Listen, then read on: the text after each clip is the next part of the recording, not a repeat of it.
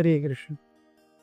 मार्कंडेय ऋषि और युधिष्ठिर महाराज के बीच के ये सुंदर कथाओं का संवाद चल रहा है and it is so nectarine to hear. कितने सिंपल सबलाइन पॉइंट्स हैं जो हम सभी के लिए कितने उपयुक्त हैं। महाराज युधिष्ठिर ने हम में से हर एक व्यक्ति जो अपने मन में सोचते हैं, जैसा हम जीना चाहते हैं, उसी के बारे में मार्कंडेय ऋषि से प्रश्न पूछे हैं। महाराज युधिष्ठिर ने मार्कंडेय से पूछा कि हे ब्राह्मण देवता, एक व्यक्ति अपने आप को शुद्ध कैसे रख सकता है? तो मार्कंडेय ऋषि ने कहा कि हे राजन, एक व्यक्ति दिन के 3 समय गायत्री करके अपने आप को शुद्ध रख सकता है।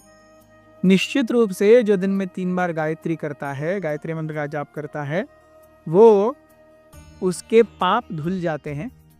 उसके जीवन में जो प्लैनेटरी इल इफेक्ट्स, नवग्रहों से जो पीड़ाएं होने वाली हैं, उससे वो मुक्त हो जाता है। भूत प्रेत पिशाचों की बाधाओं से मुक्त हो जाता है। उसे ये प्लैनेटरी इफेक्ट, भूत प्रेत पिशाच, ये सब कुछ बाधा नहीं कर सकते। मार्कंडेय ऋषि कहते हैं लेकिन इसके पीछे एक बहुत ही महत्वपूर्ण एस्ट्रिक्स है, condition smart. What is condition? कि उस व्यक्ति का हृदय कलुषित नहीं होना चाहिए, शुद्ध होना चाहिए।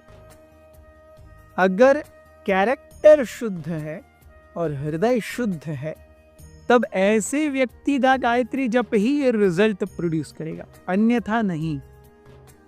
जीवन में हृदय की और चरित्र की शुद्धता ये बहुत ही सबसे ऊपर मायने रखती है।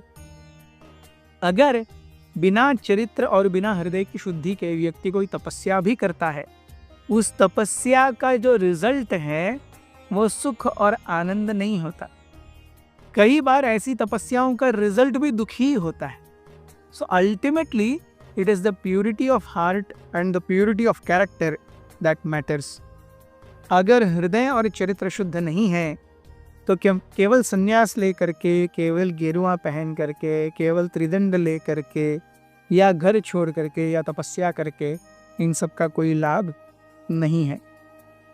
एक्चुअली अगर कोई वेदों का अध्ययन करता भी है तो वेदों का अध्ययन ये नम्रता प्राप्त करने के लिए, चरित्र की शुद्धता के लिए और हृदय की शुद्धता के लिए है और ज्ञान अर्जन के लिए है।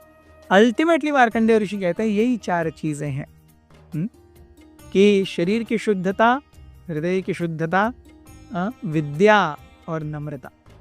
इन 4 के बेस्ट ऊपर अगर किसी का जीवन है तो वो सर्वोच्च कोटि का जीवन है।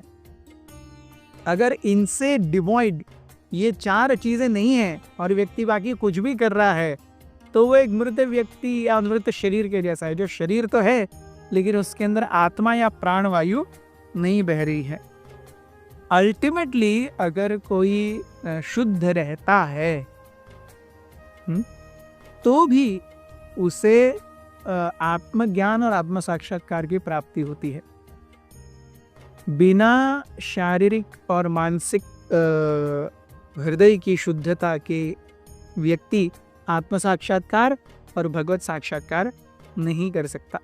ये ऐसे ही दूर चले जाते रहते हैं जैसे रेगिस्तान में व्यक्ति जाते समय मृग जल दूर चला जाता है। व्यक्ति आगे जा रहा है, मृग जल उसके पास कभी नहीं आ रहा। वैसे ही व्यक्ति अपने जीवन में कई सारे होम, हवन, यज्ञ, तपस्याएं इत्यादि करता रहेगा, लेकिन हृदय की शुद्धि नहीं है और शरीर की या वाउज हम पालन नहीं करते, तो ये सब करने से अल्टीमेटली कोई फायदा नहीं होगा। युधिष्ठिर महाराज ने पूछा कि मैं एक और चीज पूछना चाहता हूँ कि शास्त्र बताते हैं कि एक स्त्री जो बहुत ही पतिव्रता है, she is as good as the panchamahabhuta, पृथ्वी जल अग्नि वायु आकाश। She is as good as a Brahmana who is completely in sync with Vedas.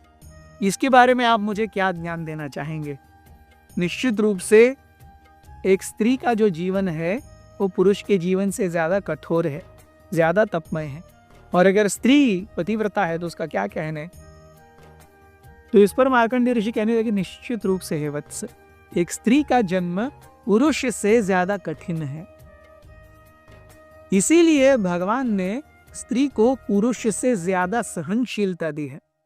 इस सहनशीलता के कारण वो पतिव्रत्य में बहुत ज्यादा आगे बढ़ सकती है। एक स्त्री के लिए होम हवन तप व्रत इत्यादि इतने मायने नहीं रखते जितना उसका पातिव्रत्य रखता है।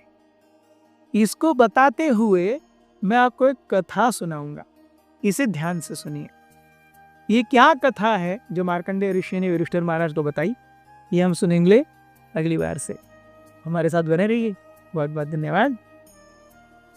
अथ श्री महाभारत कथा।